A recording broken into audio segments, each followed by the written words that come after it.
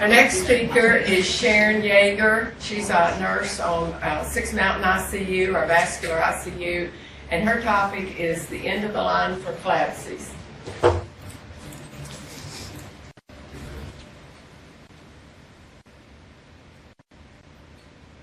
Some of our background information is from 2011 because we didn't start working on we started working on it about 2010.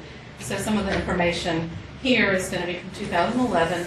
And during 2011, the CDC had stated that CLABSI is one of the most deadly HAIs, with each incident costing about $16,000, a little bit more. And the U.S. Department of Health and Human Services had set a goal at that time to reduce our CLABSIs by about 50%. We in VICU decided that we wanted to eliminate them if at all possible, so we set a goal to eliminate our CLABSIs. That was with our director, and also at the time we were working with PCU as a vascular group. The CDC had set out guidelines that said through proper insertion and management we could prevent the CLABSIs. So that's what we looked at. Our methods, when we got started, we wanted to communicate this goal to everyone. So we had, in December of each year, we do a couple of days with all of the vascular staff. We call them retreats. We give out information. We celebrate some of our successes.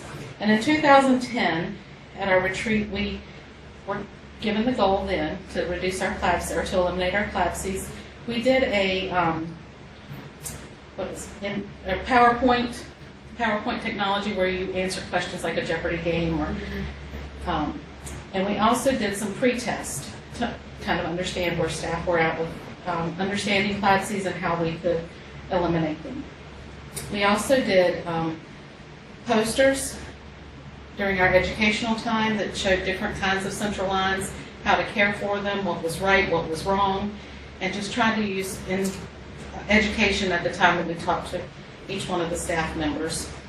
We did some mini skills days throughout the year. We also have an annual skills day that we do each year, and at those we had stations on CLABSIs and central line care. All of our staff were asked to go to these skills days in the beginning, and now mainly just the ones who have been there less than a year is made mandatory for them, but everyone is invited. And we always have a CLABSI elimination station at those skills days. Some of the system-wide initiatives were, we have big representation on the quality charter team. We did some evidence-based studies and looked at policies and made sure we did education on any new policy changes. We have a CLABSI bundle that is out for everyone to use, mainly with the insertion was what we did at first. So we monitor all the physicians who put in lines and document how many attempts and where they attempted, things like that. Now we look at even our care, when the dressings were changed, if they were clean and dry.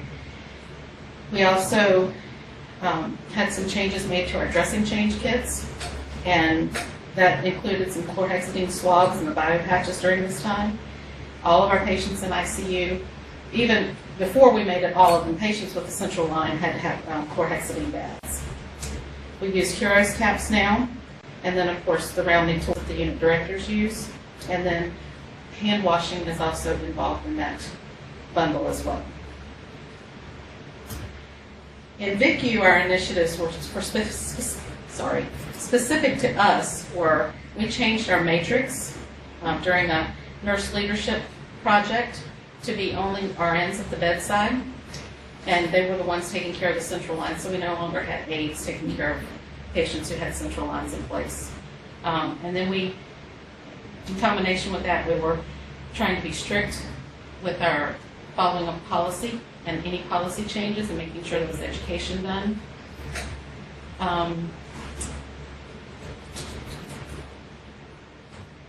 During the past 3 years and 8 months, I think it's 9 months now, that we have been CLABSI free, some of the, I'm sorry, I skipped a slide, excuse me. This is a slide that shows our rates before the interventions and then after the interventions, with all the interventions labeled as to when they occurred. So in July of 2010 is when we realized that we needed to make a change. And that's when the chlorhexidine swabs and the biopatch were added to our list. And then August is when we started doing our education. And in December is when we had the retreat in 2011. And then in January of 2010 is when we changed our matrix. And then the rest of that is, we had no CLABSIs during that time, but we did make changes to the policy based on what the CDC recommended as well as literature review.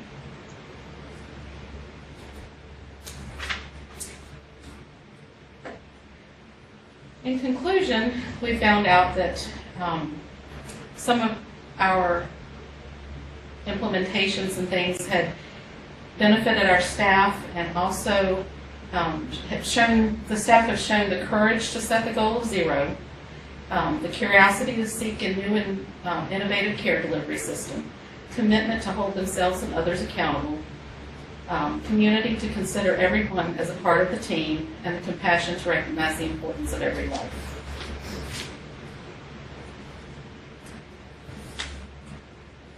The implication from being CLABSI-free and working toward that CLABSI-free environment for our patients, considering the previous trends in VICU, we estimated that we could have had 12 CLABSIs, and we did not have those 12. So that's a reduction in morbidity and mortality, a potential decrease in length of stay for these patients. In the VICU implications, there was a source of pride for being successful for this long. We were recognized at the Shine ceremony in 2014 for our commitment. We were recognized at the managers meeting as a high reliability unit. We were encouraged to maintain these standards and try to eliminate other HAIs as well. We also have a reportable outcome measurement for our Beacon Award application. Our hospital benefits these outcomes are publicly reported, so anybody can look at them and see what our results are. A projected financial savings of over $200,000. We've avoided litigation, and we potentially improve throughput due to the avoidance of complications.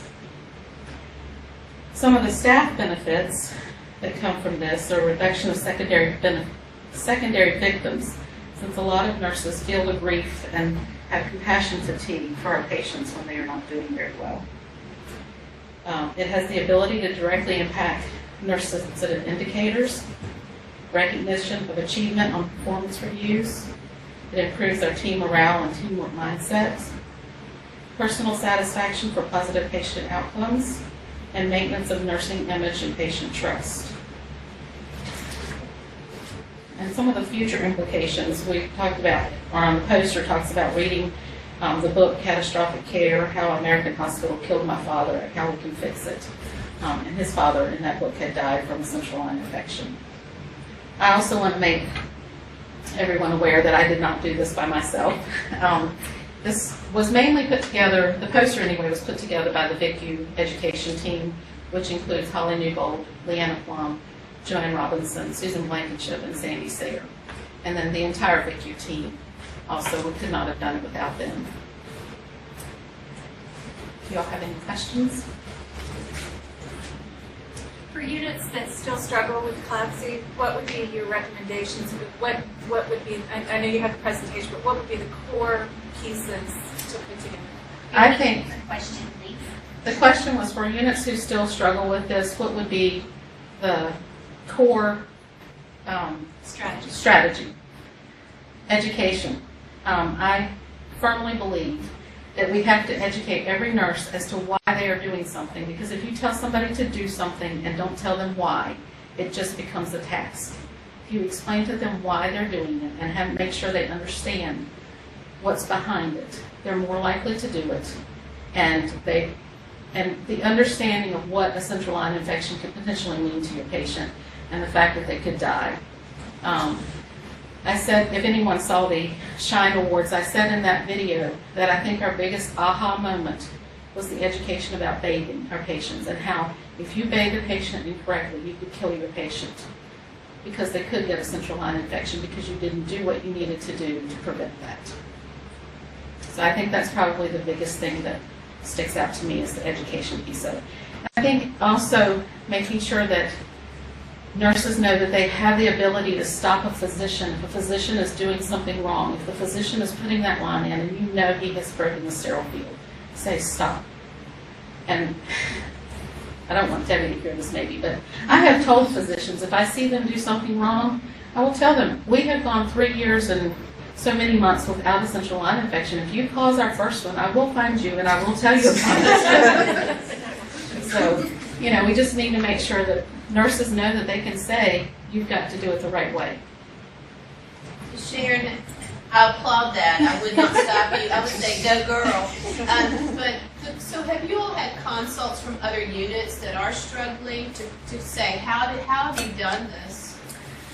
I don't know that if Sandy has gotten consults, I have not heard about it.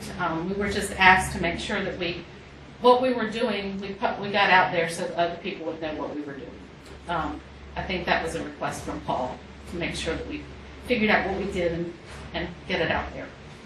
I think one other thing that you all are doing, and you may have already mentioned this, is not drawing labs through those lines unless it's just absolutely necessary. That is one thing that I didn't put in here, but we do. I have tried to educate all of the staff that, yes, in the old days, you save a patient a stick by drawing through the central line.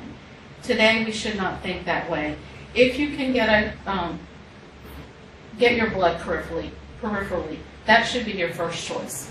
Because anytime blood is left in a cap for more than 4 hours, even little things that you can't see, there may be blood left in there, you increase the chance of a central line infection. So what we try to do is we have lab stick the first time. If they can't get it, then we'll use it.